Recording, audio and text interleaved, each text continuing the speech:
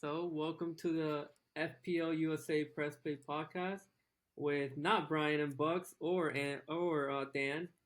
They're both out having new babies, so FPL Dallas and myself, FPL Pass, are filling in for this game week 37 preview. Um, just to have you here, Dallas. Great to see you again. You're one of my closest friends in the FPL community, so I'm glad to do this with you. Any thoughts? Anything you want to say? Yeah, great seeing you again. Always have fun chatting up FPL with you. And this game week was kind of brutal for me, but I look forward to talking through it anyway. um, Getting all my frustrations out, and then looking forward to the next one. Same. I had a good week. We'll get into it here. Just to start off, Bucks ended up with 42 points after a -8. Saw a lot of hits flying this week. I was on a -4. I saw a lot of people -8s and all that. Sally on pace for his worst season by far, and his 4x streak of being in the top 100K will come to an end, sadly. Now, the star of the FPL USA's community, Brian, was on 55 points, 36% red arrow from 285th in the world to 390 in the world. He flew too close to the sun and moved Mamouche to Cunha for a fucking blank, and then KDB differential did not work out. Now, one thing that I remember Dallas saying last week was that KDB only had one shot and somehow, scored and Yeah, people got lucky, but this time, not so much. some guys just get all the luck. Right? That's the Jamies and the Bryants of the world. Just they keep getting away with it. How did you do this week, Dallas? So not too great. I got 47 points, but with a -4 hit, I got down to 43. Captain and Mbumo, which was probably the best part about the week. Otherwise, I didn't really have any returns outside of I got an assist from Sar. I got a goal from Bowen, though, and then 2 clean sheets, one from Henderson and one from Vardiol, and then no really other returns outside of that. I was going to do Mateta to Evan Ilson. No, I was going to do Mateta to Wissa at the deadline, and then we got the news that Marmouche was benched. So I kind of was moving too fast, and I accidentally did Mateta to Wissa, and so the benched Marmouche was in my team. And so I knew that I wanted Evan Nilsson for game week 38 anyway, so I went and took the hit now. I was going to have to do the hit anyway in 38 to bring Saka in. So I just went ahead and moved up the hit this week because of my accidental mistake before the deadline. But hey, Mateta only got 1 point. Evan Nilsson got 2, so the hit didn't turn out to be that bad in the end, but overall, game week wasn't great. Yeah, man. Honestly, it's been that Mateta's been brutal. That forward, I mean, all the forwards this week. I mean, honestly, I had Chris Wood. I don't think that many forwards did great, especially the template ones that everyone was talking about, like Cunha, was even Evan Nilsson didn't do well. I ended up on 78 points, but that's counting a -4. I took a -4, so 74 points. Yeah, like my forward line all blanked. Obviously, the highlight was SA. I think like SA kind of defined your week if you had him or not. So he had 16 points, which was great. Munoz got 11. I had Bowen. I actually sold Salah, so I did Mamouche and Salah to Sade and Holland captain. That was disappointing. Holland just honestly didn't even look like scoring. So he should have had an assist, but that's like the most he should have had. Like he was awful. So it makes me worried not having Salah. Salah hasn't been great, but still, it makes me worried because Holland just out of form. I did get lucky with Dan Burn finally got an assist. I was kind of doing the math in my head. I'm 1 point down from going Dan Burn over Livramento. Just because in 34 I would have free hit them both out, and then in game week 33, that's when Dan Burn got minus -2 on my bench boost. So that was brutal. But he made up for it with an assist and the clean sheet and the 2 bonus points. So that's good. Other than that, just like you said, Mateta, awful, awful, awful signing. I mean, just keeps getting subbed off. Absolute brutal to watch him. He doesn't even look like himself anymore. It's just honestly not a good look. And then other notables from the weekends. Yeah, the CD leaks lead to a lot of people bringing in KDB, Holland, all blank. Palace assets all deliver outside Mateta, as we spoke about. SA over SAR has been a massive swing. Um, that was one good thing when I went in game week 30 wild card. I knew I wanted to take some chances, so I did go SA over SAR. However, I did go Burn over Livramento, and then going Saka over Palmer allowed me to get SA. Just because I just hated Sar in the beginning of the season. I mean, he's just a tease. He just looks like he's in a haul and then doesn't. Um, I'm sure. Did you go with Sar? I did. He Sar. hasn't been fun.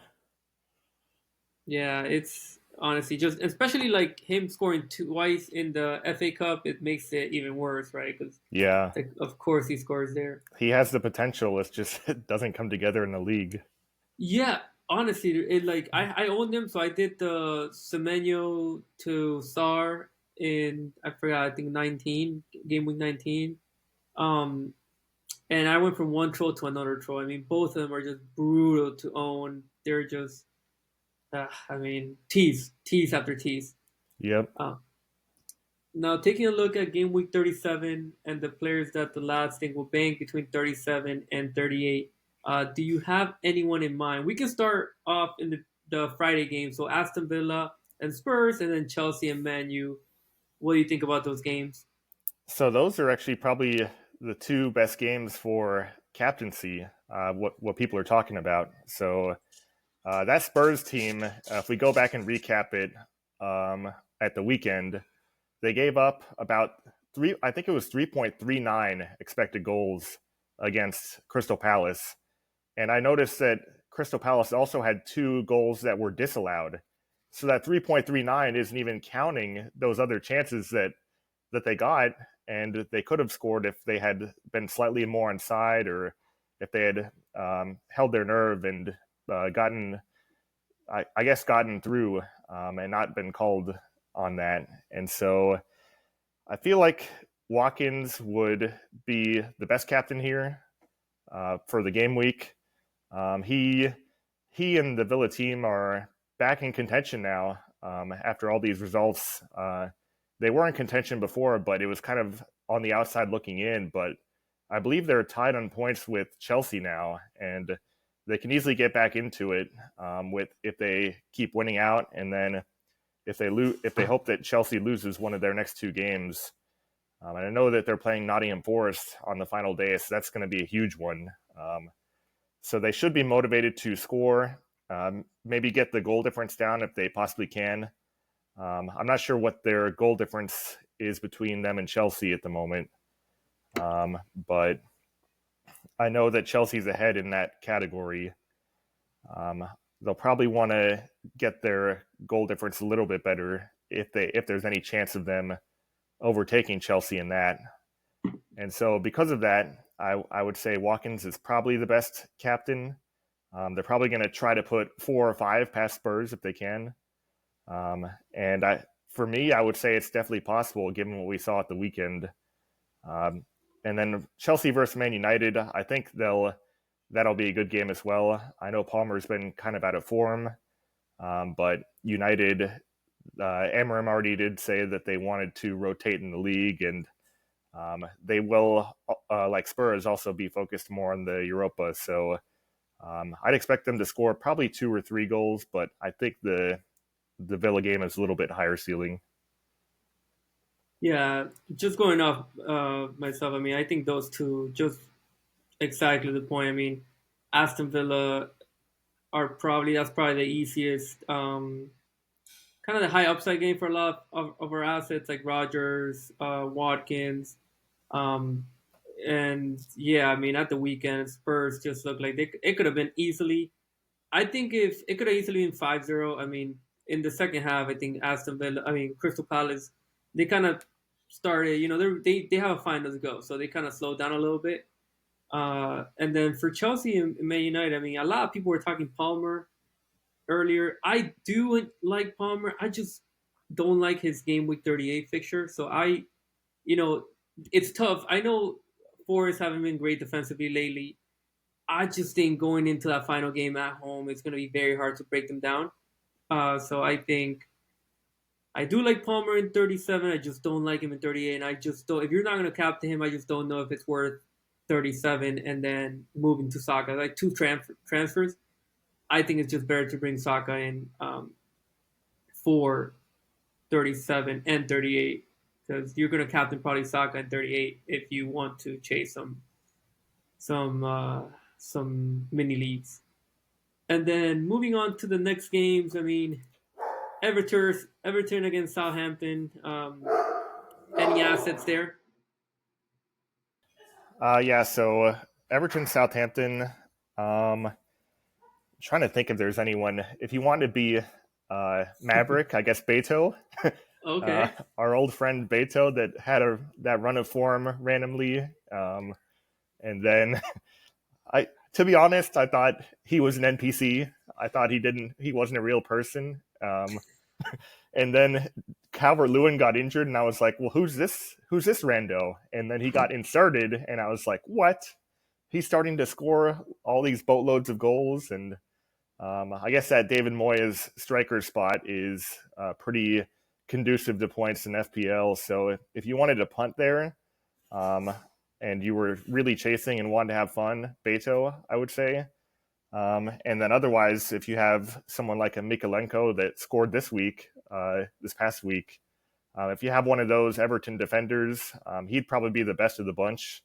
But if you already have any Everton defenders, that's probably a decent chance of clean sheet. Probably wouldn't use a defender transfer at this point, though. But if you already have them, like I know a few of the guys in FPL USA do, they're a good start this week.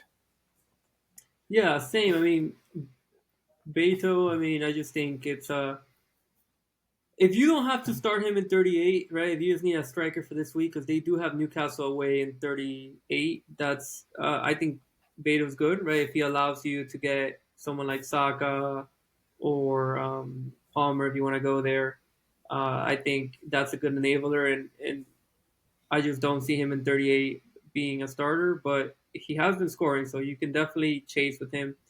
And yeah, Mikkel, if you have an Everton defender, just start him this week. It's one of the best matchups this week for defenders. So I think definitely go ahead and start them. Now moving on, we have West Ham and one of your favorite teams, Nottingham Forest. You called their downfall earlier, so and they are falling. There's a free fall. Yep. Any assets in those games? So West Ham, I would say definitely Jared Bowen. He Nottingham Forest, especially away from home, they've been very poor on defense, and it'll be at West Ham's stadium. So Jared Bowen been in really good form. He only needed one shot in the entire game at the weekend to score. So we know he's capable of producing on low volume. And then if you have someone like a Wan-Bissaka, it's probably not a bad option. But again, I don't think I'd use a transfer to bring him in.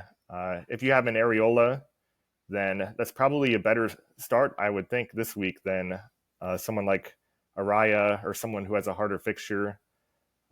Just because Nottingham Forest are capable of struggling, especially since it is away from home where they have been kind of inconsistent lately. And then I guess if you don't really have a better matchup, you can play Nico Williams. If you don't have a lot of good defenders with clean sheet potential, Or if you want to get a little wild, you could bring in Dominguez. Okay. So Dominguez was the starting left winger for Nottingham Forest this week. He got in the box a lot. He took a few shots. You would be one of the managers that went ultra differential, and you can, if he scores a brace or hat trick, you could go down to the local pub and you could brag to your friends about this for centuries. And so I would say that Dominguez could be for you if you are bold and brave. Man, going Dominguez, that would take a lot of balls. But hey, if you need a defender this weekend, I actually don't even know his price. But if you do need a defender, and Well, he actually played left wing uh, in for Nottingham Forest at the weekend. but is he listed as a defender? I'd have to go and check, to be No, honest. I think he's a mid. He might be a mid, but if he's playing, 4.8. Hey, if you just need that 0% owned player that needs that has a chance of scoring, go ahead. Yeah, And he's on the wing. He got in the box quite a bit. I mean, if you want to have fun at this point, might as well just roll the dice a little bit, be a little maverick. I do like the one Basaka shout. I mean, he's definitely playing also on the wing, and I think if you're making a defender transfer this late, I think you do need to pick a player that has some attacking potential. Like he had the assist this weekend, and then he has a good 38 fixture, right? So you can play him at both. And I do think he's probably one of the better defenders. If you need a defender for both weekends and for both weeks, 37, 38, I just wouldn't make a transfer like you said earlier.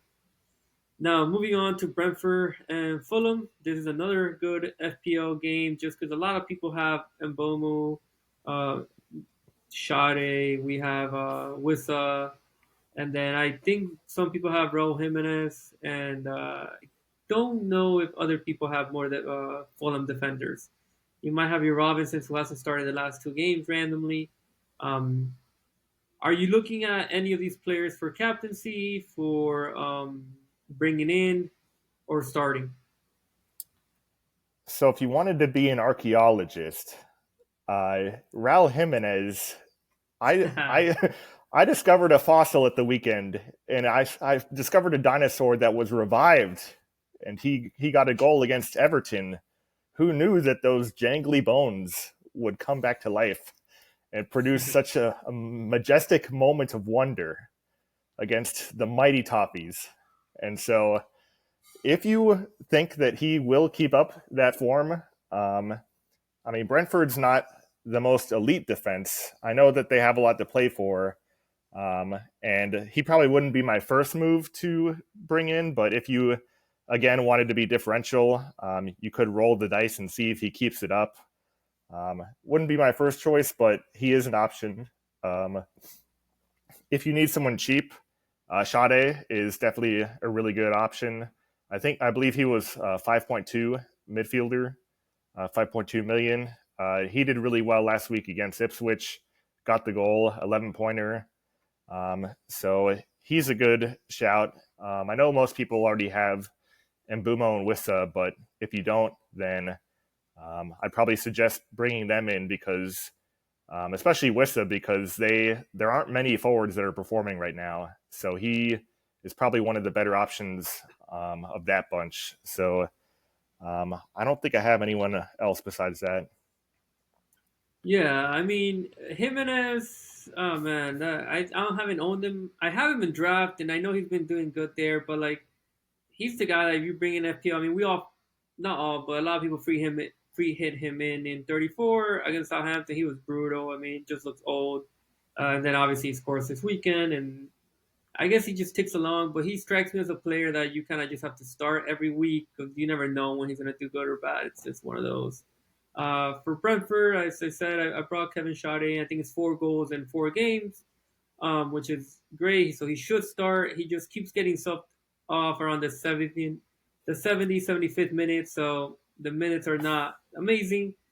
but like you said, I mean, he's playing at 5.2, and he's playing. He has good game fixtures at home. I'm starting him this week. We'll get to that later. So I'm excited to hopefully he can score again. And then moving on to Leicester against Ipswich. Leicester, um, I think this is a fairly straightforward one. I think Jamie Vardy, if you need a striker. I just don't know. What do you think? A lot of people are talking about it. He Yeah. needs one more goal. He needs one more goal to get to 200. So here's what I think is going to happen. It's not going to be Vardy. It's going to be my favorite Leicester player of the season, which is none other. Well, it actually was Sumari before, but there's a new guy that's captured my eye Oh, recently. okay. So his name is none other than Casey McAteer. And so Okay. Mr. McAteer was playing on the wing this past weekend, and I noticed that he was shimmying into the box. He used the smooth moves to glide past the defenders of Nottingham Forest, and I think that he can take up some favorable spots in this particular fixture against a susceptible Ipswich side with a depleted injury core. So it will be Jamie Vardy that runs down the wing, but Mr. McAteer will be the greedy one, taking all the goals. And I I expect a brace this weekend. Not gonna lie. I mean, he might be the greatest player I've seen since Cristiano Ronaldo. Um, Hey, you know how I feel about Chris Wood, man. I discovered oh, him since July. since July, man. Since July, that guy has been on my radar. But hey, this and I agree with you. I mean, I feel like if you want to take a stab at players, I mean, this is the fixture to go to, especially Leicester. I think they play West Ham. Oh, sorry, Ipswich they play West Ham, but I forgot who Leicester play. Leicester have a favorable matchup in 38 as well. I think it's let me see right now. Oh, they play Bournemouth away, but I think if you want to just uh, take a stab at these players like the lab, they're there for the taking. Like Leicester, I feel like last home game for Vardy. If you need a striker, you can definitely go there. And then the last game on Sunday. I mean, you pointed this out in the chat earlier. There's no games on Saturday. I mean, it's game week 37. What I are we doing? know. Yeah, what are What are we we? doing, Premier League schedulers? Yeah. Come on, like it makes no sense. Like no games on. There's games on Monday. Like why is there no games on Saturday? It's beyond me, but Yeah. it is what it is. And then the last game on Sunday is Arsenal against Newcastle. This is a game that a lot of us have assets from. People want to bring in assets from these teams. Any differential here, playing in the wing, just like you like them. Oh, I love my wingers. So I am gonna say maybe Trossard. So Trossard could be one. I know Marino's suspended, so it can't be him. So I'm assuming that it will be Trossard that comes in. And I don't know if Sterling's going to play or if it's going to be Sterling or Nwaneri or one of those. But I know that it will likely be Trossard um, in at least one of the spots. So if you wanted to gamble on someone that is in that good Arsenal attack that could score, I'd say him. Not really the best fixture, though. Newcastle have been improving. I see that I think Botman was back this weekend as well. So that's also a big boost for them. He's finally healthy again. And I know that Newcastle, this is a must-win game. And Arsenal they pretty much have second place wrapped up, I think, because they have the goal difference on City. So they'd probably have to draw or lose to Southampton the final day to lose that, and I don't think they will. I think that Newcastle has more to play for than Arsenal at this point. They could kind of go on a little bit of autopilot. If I had to recommend a differential, maybe Gordon. I mean, he's been starting lately, and he could do something. They have it isn't the easiest fixture with Arsenal either. They could be relaxed, but they could also be still motivated to finish strong. For me, I'd say just keep the players you have. on these teams and don't use a transfer to bring anyone in. This fixture is pretty difficult to call, and it could go either way. Yeah, I agree. I mean, I think the only transfer, since we only have two left, right, two free ones, maybe people have some rolls over, but I think if you're looking at maximizing your transfers, and someone like Saka, who you want in 38, could be it. Martinelli could be another decent shot because he should probably play uh, striker, right? Because I think probably Yeah, I guess it Trossard. could be Martinelli and Trossard. Yeah. Yeah, so I think both of them are great shouts. And then from Newcastle, I mean, this is we brought this point a little earlier, but the Raya versus Areola splits. Like, who would you pick there? Uh, I'd It's probably a tough pick. one. I think I'd go Areola, and that's mainly because Forest away from home, especially, are kind of hit or miss. Like you could get a clean sheet off of them. You never know what kind of team will turn up. Especially lately with the run-in, they seem kind of a little bit nervous, like they're not fully convinced that they can do it. And so West Ham have also been playing better as of late. I kind of feel little confident in them. Whereas with Newcastle, I mean, if they're going to fight tooth and nail to get at least a goal in this game and try to hang on. So I'd imagine that this one's going to be pretty relentless from them, and I think Arsenal may have a hard time keeping them fully out, keeping the full clean sheet. Yeah, for me, I mean, I think someone like I should have thought about this more last week when I started Raya over Areola against United, and then Arsenal had Liverpool. I didn't really think about it. I was more focused on the leagues. Um, this week, I do want to think about it. I think if you're chasing and you have Isak and then you have Raya, I think I would go Areola just to go all out and maximize your potential these or expected points this week because you need to hope for Isak to score and then wipe that Areola that Raya clean sheet because people are selling Isak to Watkins this week, so he's probably not going to be 89% owned anymore. He'll probably drop down to I want to say probably like 60, hopefully. So he should be his point should matter a little more now. Uh, but I think, like you said, if you gotta stick to the players that you have, I wouldn't be starting any Newcastle defenders. I think Arsenal defenders. I would probably just start one if you need to. I'll probably bench Kiwior and then Saliba's a tough one because he's expensive. So maybe you bench and then some players, from Crystal Palace, which we'll get to later, they might be rested. Some people have the decision of doing Saliba or Munoz. Who would you go there? Who would you pick if you have to start one of them? I'd probably do Munoz. I think they have a decent chance of a clean sheet. I know that Brighton, they were kind of a weakened defensive side, and they were able to get surprisingly a clean sheet against Wolves this week. And I think Crystal Palace is probably a little bit better on defense at this point than Brighton.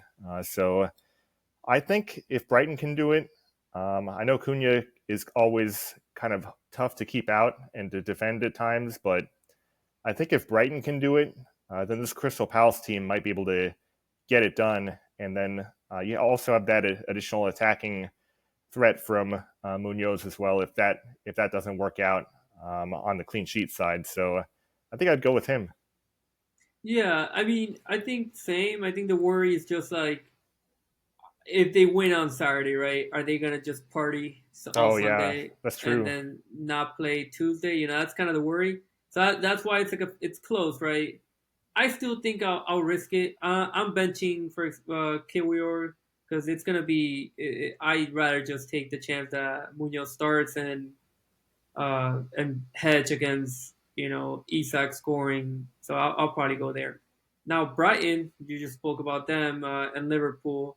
It's kind of a weird one, right? Because not a lot of people are bringing any of these players in. Yep. it's kind of like just Salah, and then I don't think a lot of people have any of Brighton and Liverpool. I mean, people might have Brighton because of the game week 32 bench boosters has some Brighton. But anyone there that you're interested in?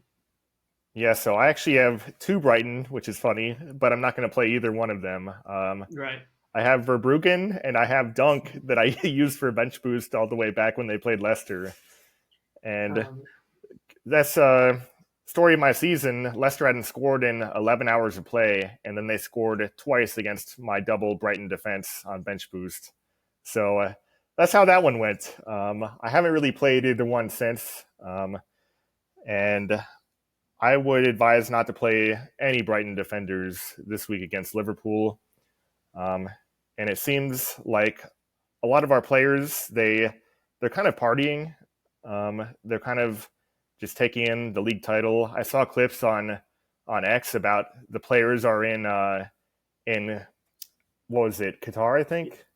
Qatar and Ibiza. I saw Slot in Slot was in Ibiza, Ibiza, yeah. which I found crazy, right? Like the season's not over and you're already partying. Like, Yeah, I mean, I know you won, but yeah, like I'm I'm shocked, right? Because the game's yeah. still coming up. So you're right. If um I who else did you see any other players in Qatar? Was Salah there? Because No, I'm I okay don't think with he Salah was there. missing out. Yeah, he's focused. He's been putting pictures on his page about being in the gym and wanting to get that record. So if anyone, Yeah, it's probably going to be him, and I think he can do pretty well in this game. So that's probably also another captaincy option there if you don't have a Watkins or a Palmer. But he has been kind of cold as of late. That's the only thing. It's been a lot of the other guys like Diaz and Gakpo that have been scoring. But he won't be cold forever. So if you want to take a chance here and hope that he really goes for that record and gets back on track, I think this is also a decent fixture to do it. for sure. And then now the last two games that we have to preview are the FA Cup finalist games. So this got moved to Tuesday. First is Crystal Palace against Wolves. We kind of touched on some of the assets. Crystal Palace assets are big talking point. What do you do with them this week? Do you sell? Do you bench? Do you start? Yeah, so I think Mateta is definitely a sell. He he's been way too frustrating. I gave him quite a bit of a leash, and I was like, no, like even this past week, like I didn't wasn't fully convinced on selling him because I'm like, no, it's against Tottenham. They're gonna give up a lot of chances. I don't know if I want to sell. I ended up doing it, but I was still a little scared in the back of my mind that oh well, he could get a goal here, but even he couldn't capitalize on that on a really easy fixture. So he came off early before 60, and I think there's just a lot of other better options in the forward line. If you don't have Wissa yet, he's a good option. And then we have Watkins, and then trying to think of who else. I guess Cunha. Cunha could be also another option. I think we spoke about that before, but um, I know Crystal Palace are a harder team than Brighton, and they could keep a clean sheet. But if anyone is going to score a goal, it would be Cunha. And even if he doesn't score a goal here, the final game week against Brentford, he'll probably want to end on a high note because I know that he's probably going to leave Wolves in the summer. Um, so I think even if he doesn't score here against Palace, he still has a good shot to do something on the final game week. So he'd probably be a decent person to bring in. I think I would start Munoz though. There's not a lot of good clean sheet fixtures this week. There's a chance he could be benched, but I think I'd risk it. And then I think guys like Eze and Sarr will probably still start. They're usually 90-minute men or close to it, and they'll probably play. I think a lot of the rest will come from maybe Mateta or some of the guys in the midfield. But I think a few of those players are still going to probably start. And if they are tired, maybe get an early subbing. But I think I'd still expect to start from maybe Eze and Sar. Yeah, I can definitely see that. I think probably Enkedia comes in for Mateta, so I can see definitely Mateta being sold. I mean benched and sold. I think it's a like you said priority. If you have the money for Watkins, and I don't want to say it's an easy one because money comes into play, right? What do you do with that money in 38? But I think it's a very straightforward transfer in isolation, Mateta to Watkins, if you have the money. Now, the last game is Man City against Bournemouth. What do you think of their assets? I mean, a lot of people still have KDB. Some people have Holland, like myself. So we have some, like you brought in Evan Nilsson. So, what are you doing with these players in this fixture? Or Marmoush, I forgot about him too. Um, I probably start them, especially the City guys, because Bournemouth, they're not like a super easy fixture, but I mean they're not an ironclad defense either. I know they have Hyson, but they don't really have anyone else besides him that can really lock anyone down or stifle a team. So I'd probably, if you have Holland, I'd probably still be patient, start him, KDB as well. Marmouche is a tricky one, I guess, because we don't know if that was a one-off benching or if it was just a shift in tactics that he's going to employ from now on.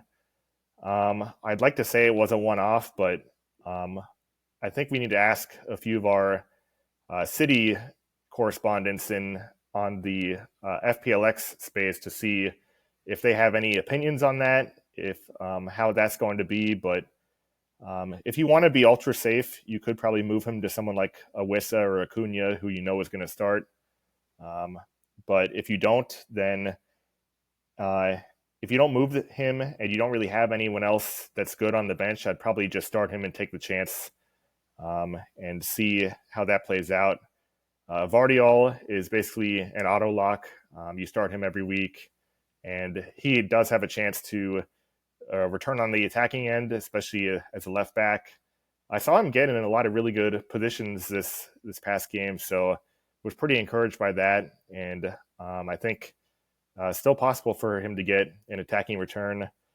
I do have Evan Nilsson, and I may be forced to start him because the other player that I still have is Mr. Generational himself, Savinho. Oh And God, how does that happen? How you who that guy is still alive? he's there. He's remember his 9-pointer all the way back in like game week 31. Man, that's the stuff of Legendary, legends. legendary. That's when we called Uh, him Mr. Generational, the unbenchable. You can't bench the unbenchable, and then he was benched. But I mean, yeah, I mean, it's I'm gonna tell brutal. my grandkids about that one. About I captured 9 points from Savinho before he became a ghost. I'll tell them I'm gonna bounce them on my knee and tell them my greatest feat. And so Ooh, and so ooh.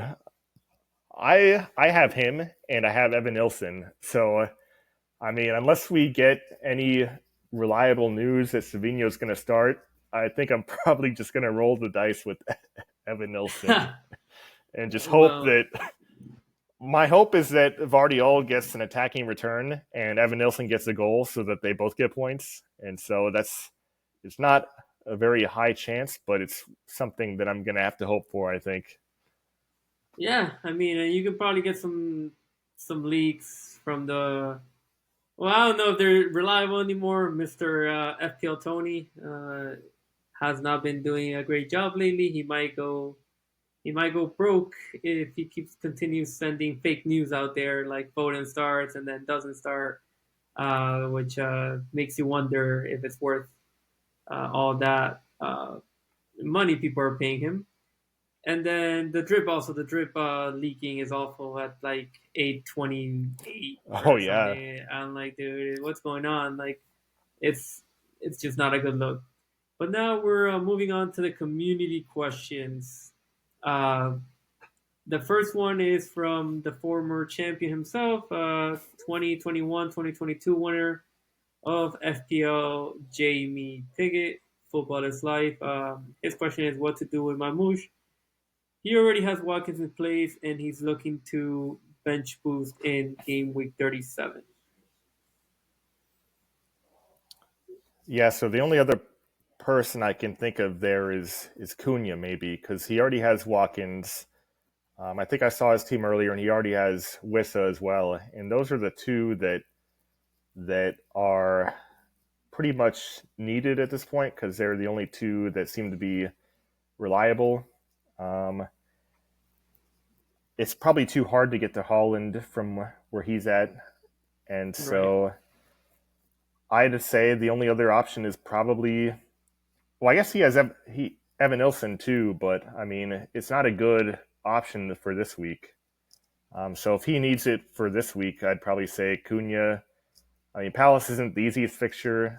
We were talking they could get a clean sheet, but if they are truly partying after a win, if they do end up winning, then they would, in fact, be more susceptible to goals.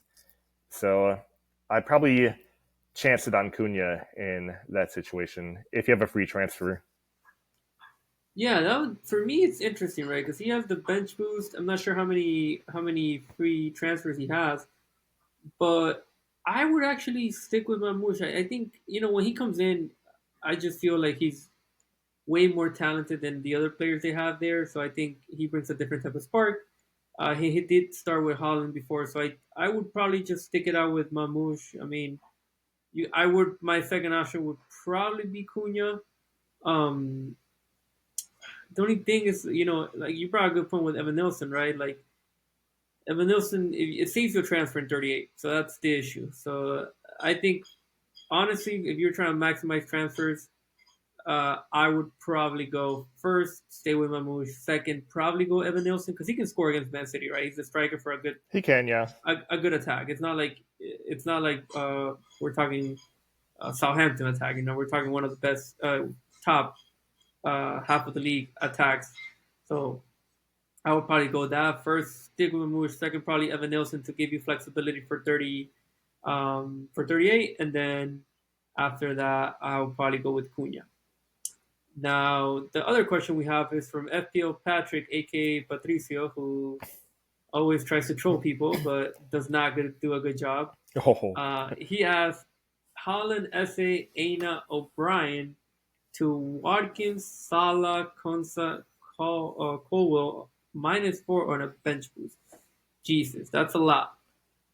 that's a lot to take in.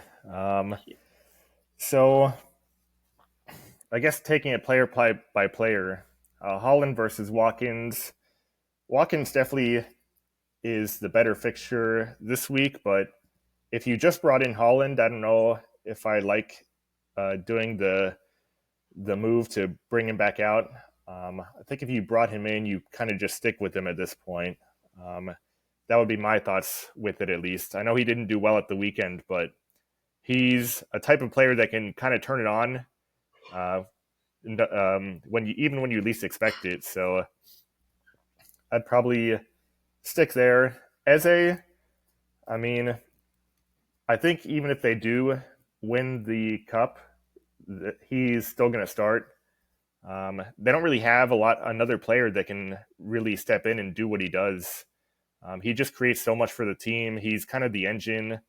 Um, he's probably a better penalty taker than Mateta at this point. And so Brutal swing. That's a brutal swing too. I know, yeah. Oh man. And so I'd probably be comfortable playing him. And it's not like Wolves are an elite defense. I know they've improved recently, but I'd say that the way Eze's been playing, I'd say he could probably get a goal. There's a good chance of that. And Salah, I think he is good and he'll be pushing for the record. But um, yeah, Liverpool, we're kind of in like a party mood. And so you just never know what you're going to get overall. Aina, Aina versus Konsa, I mean, I don't know if there's too much in that. Um, I guess Konsa probably has a better chance of a clean sheet, but I don't know if I would. It's really a high ceiling upside pick at this point. I don't know if I'd kind of use a transfer on that. The only one where I would think about using a transfer is O'Brien. And if you could maybe do O'Brien to Konsa, I'd think about it. And I'd only do it because O'Brien was injured this past week, and we're not sure if he's going to be back in time for the next fixture. So if we get news that he's still injured, then I'd probably do something like an O'Brien to Konsa for one free transfer rather than doing a bunch of transfers. And then if he does have all these transfers left, then I'd probably roll them and just go all out attack on 38 and do it that way. He can bring in Saka in 38 um, and then I don't know who else he has in mind, but he can definitely have his pick of whichever players he wants in that game week. Same with me. I just don't like it. Wasting two transfers on defenders. Watkins is great, but like you said, there's definitely Patrick. There's definitely better ways of bringing Watkins in that would not cost you transfers like that. You can fund Watkins through different means, even Isak to Watkins, right? That's if you do that, he can definitely afford that. So I would rather do that than this -4. Now, from Abdullah, he still has the triple captain. If I'm not mistaken, you still have the triple captain, right? So this is I a do, good, yes. it's a good question for you to answer. He wants to know whether to use it on 37 with Watkins or Palmer, or just wait till 38 for Saka, and then any other options except Guehi thinks. That's a shout because Dallas was the resident Guehi fan club president back in 2022, 23. Yeah, 2 years ago probably, when we all wild carded him and Yes, he was he didn't always deliver, but he was always on my mind, and he's always still in my heart. He will not depart my heart, as I say. So I'd say that for me personally, I am probably going to use it on Saka in game week 38. The extra goal, the extra point for the goal and clean sheet, and um, the penalties probably swings it towards him. I know that Watkins is probably a good option this week. We have seen him randomly subbed off at 70 to 75 minutes in the past as well. So I don't know if that's going to apply here.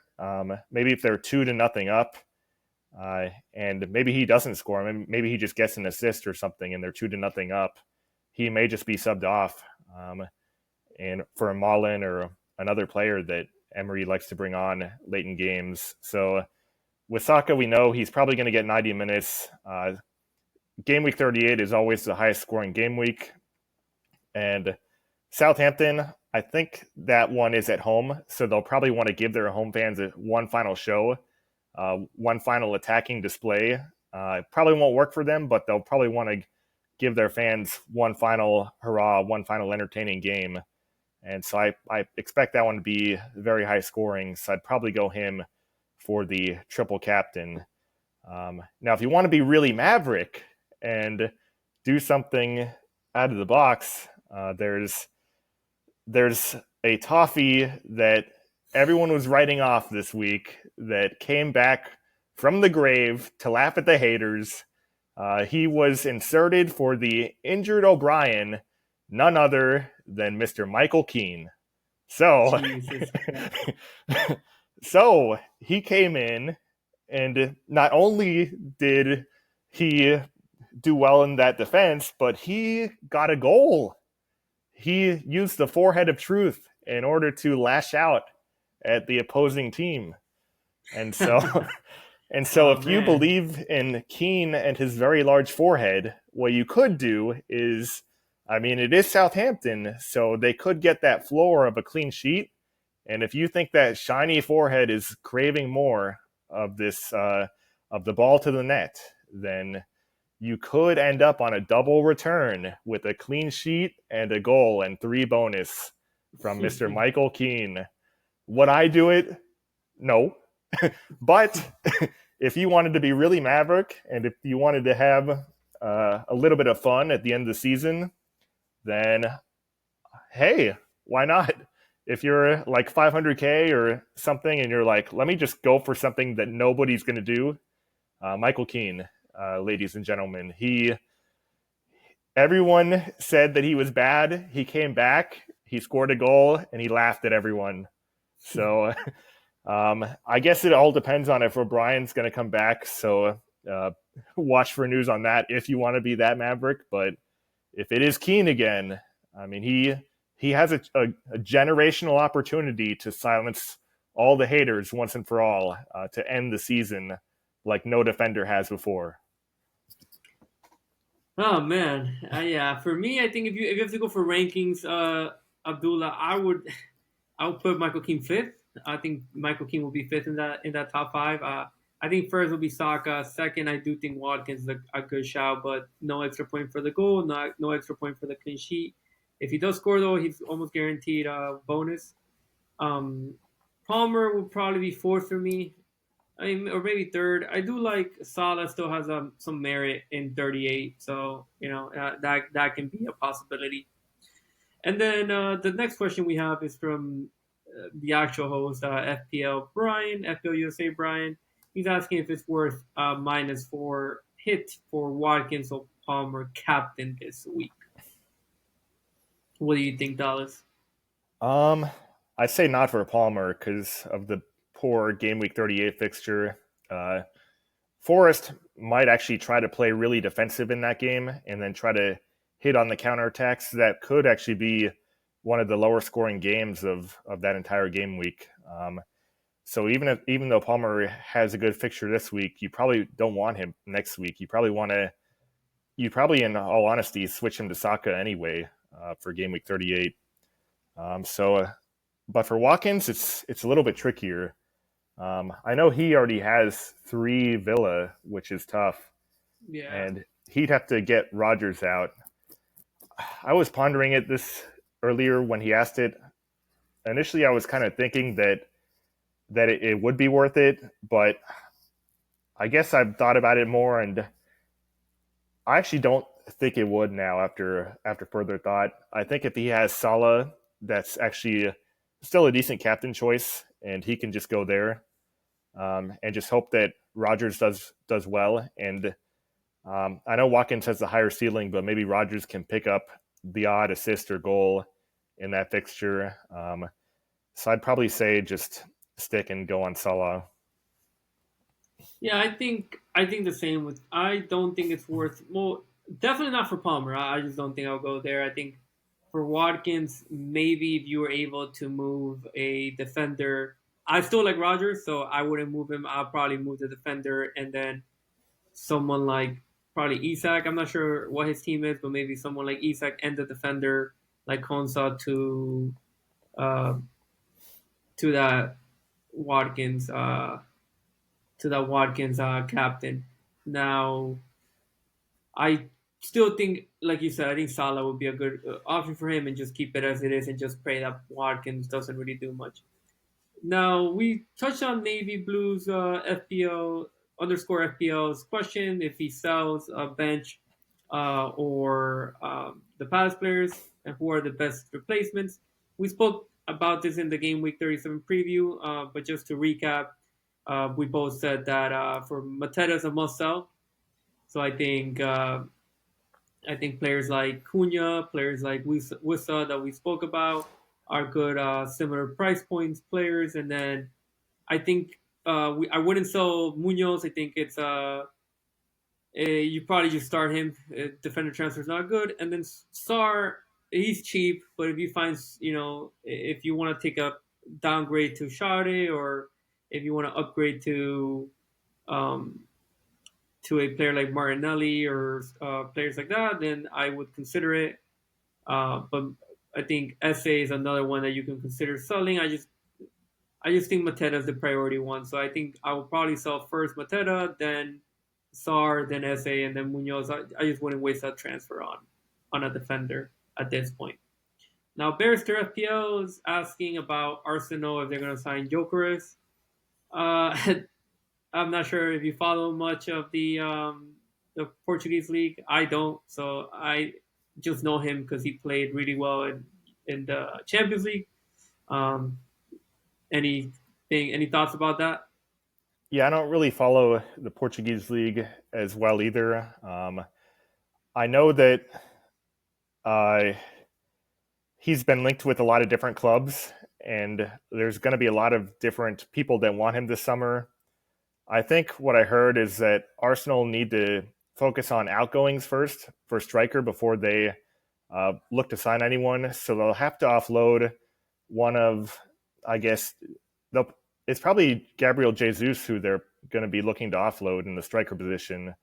But he's been injured, and so I'm not, and he hasn't really played well in a while. So I'm not sure who's going to buy.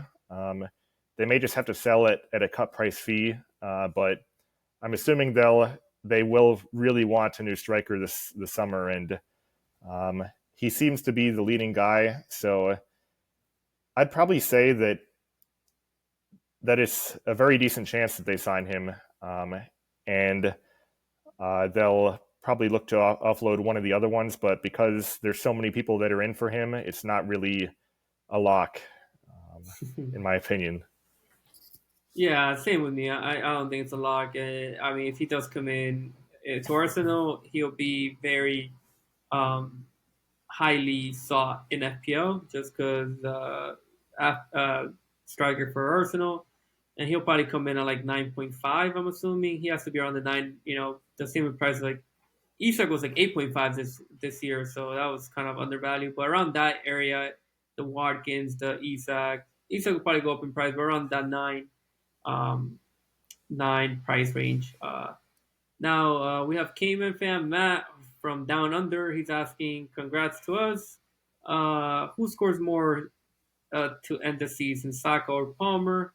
We kind of spoke about it. I'm not sure your thoughts. I think we're pretty. We agree that I think we prefer Saka for that 38 fixture, and 37. It's not bad. It's at home at least. But I think we both agree that that's kind of where we're heading. I think Palmer, if you really want to beat differential this week for captaincy, but I mean that has brought up a good point. That 38 fixture, I mean, it has like 0-0 in the 70th minute all over. Forest are definitely going to sit back and then hit them on the counter, and then without Jackson, it's going to be hard for Chelsea to break them down. And then if they do break them down, I think they are also going to sit back. So I think it's going to be whoever kind of a chicken game of whoever scores is going to sit back. Now, co-host of the show, Dan Blackwolf, FPL_Blackwolf, is asking the best advice for someone sitting at 220K. 100 top 100K is out of reach, and there's not really a difference between 200K and 400K. So do you try and get the best rank salvageable, or just have random fun? What do you think? You're more of a fun guy, so Yeah, I like having fun in FPL. If you want to get the highest rank possible, I'd probably focus on players like Saka next week. And if you have an extra free transfer, you could go Palmer this week and then Saka next week. But I wouldn't do it for a hit, like we said. And then I know he's a big Wolves fan, so if he doesn't already have Cunha, I think that would be fun for him, and that wouldn't be a bad pick either to go for. I mean, he could very easily score in either fixture. So those are the players with the high ceiling if you want to try to push for your highest rank possible. But I wanted to advocate for the other side, which is the extreme differentials Jesus. that nobody, no, I guarantee you, no other pod has told you about these men. So I call them Dallas's Fierce Five. I'm not even sure if they exist. They might be random players. I'm gonna have to reach out to their families to confirm they're not pixels. They sound like NPCs without even knowing their names. So let's see. Yeah, so if you are into NPCs, then let me interest you with number 5 on the list, which is, and you'll have to bear with me on this, but it's Jack Taylor from Ipswich. So That's a basic name. That's not even real. He might have been generated within 5 seconds with a random number generator. Oof. Jack Taylor. Jeez. If you played RuneScape in the past, he might have been like one of those random generated names that For you sure. had before you went to Tutorial Island. What position is he? What? So he's a midfielder, and I brought up his name because he does have the really easy fixture this week with Leicester. And he did maraud forward last week against Brentford, and he did manage to get 2 shots off. Okay. So he is looking to be aggressive at this point. He's looking to be a little feisty in the box, and so he should be able to glide past the opposing Leicester defenders pretty easily. And it looks like he wants a goal. So if you think that Jack Taylor can get a goal, I'd probably look at him for some fun. The fourth one is Casey McAteer. We mentioned him before, but he was playing on the wing for Leicester. And Mr. McAteer, we mentioned he's looking to be greedy. He's a little slide and glide into the box with some smooth moves, and he wants to show that he is more than just a name on a team sheet.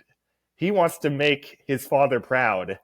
And so what would make his father proud? A Premier League goal right before he goes down again.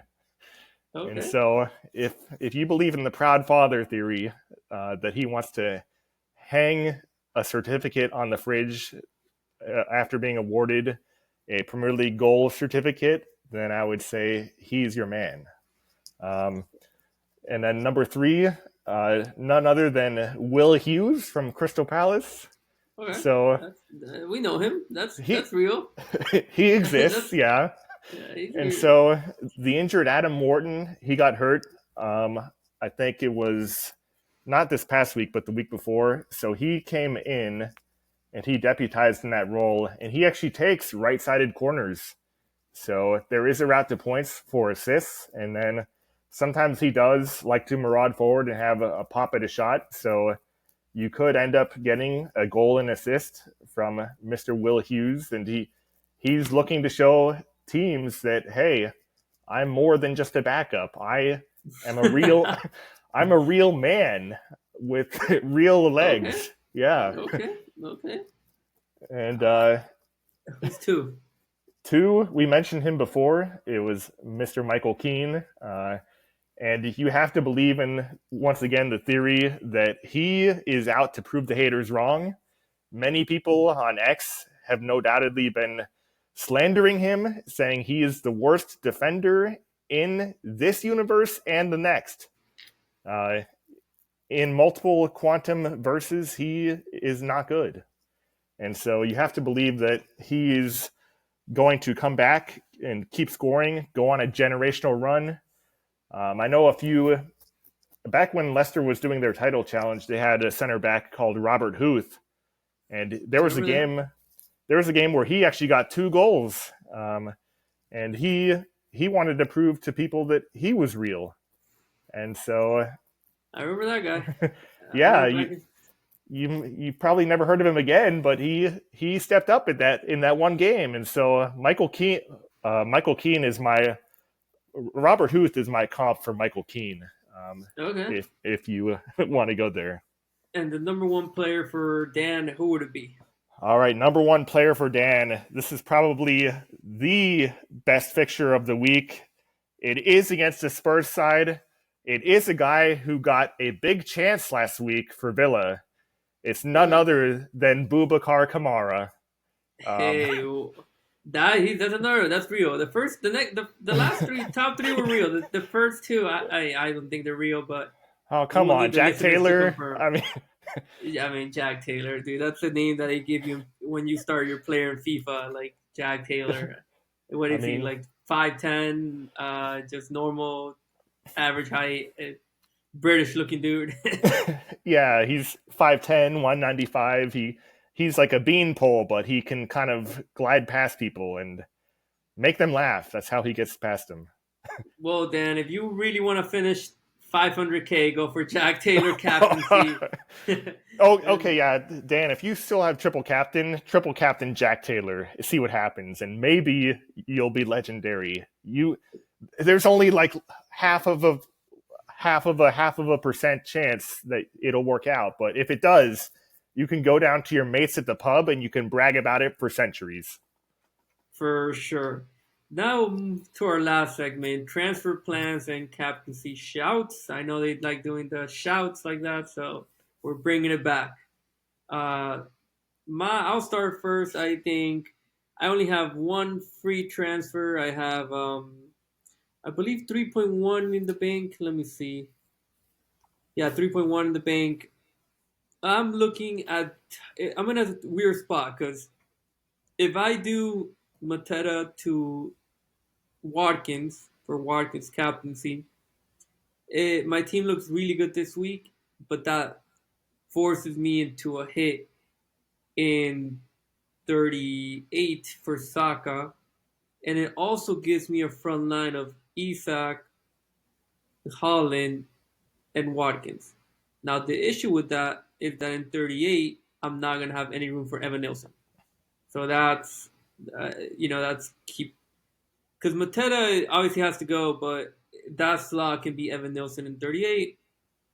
Uh, so I'm not sure where to go. Right, I can do Isak to Watkins this week, start Sa, and bench Mateta, and then do Mateta and Sa uh, to Saka and Evan Nilsson in 38 for a hit.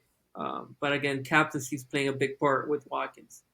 So those are my plans. I'll probably I think I'm bringing in Watkins. I think the FOMO will get to me, and I think he's a great captain. I don't think. I mean, maybe Holland, maybe Mbumo for captaincy, but I think, like you said, I mean, Spurs are just awful defensively. So I think that's where I'm leaning because of captaincy. And then 38 is against United, and Villa have to win both games, so we should see good minutes for Watkins. How about you? What do you have in mind? So if I don't do Salah to Jack Taylor for the triple captain, my actual transfer plans would be to do Isak to Watkins, and then I'll just captain him. I was debating a further -4 for Savinho to Palmer, and then bench Evan Nilsson against City, but I don't think that's worth it in the end because then I'd just transfer out Palmer to Saka for game week 38. So rather than take the -4, I think I'll end up just rolling the dice with Evan Nilsson versus City and not bench him. And I think that's basically pretty straightforward for me. I kind of want to captain Watkins here in this game week.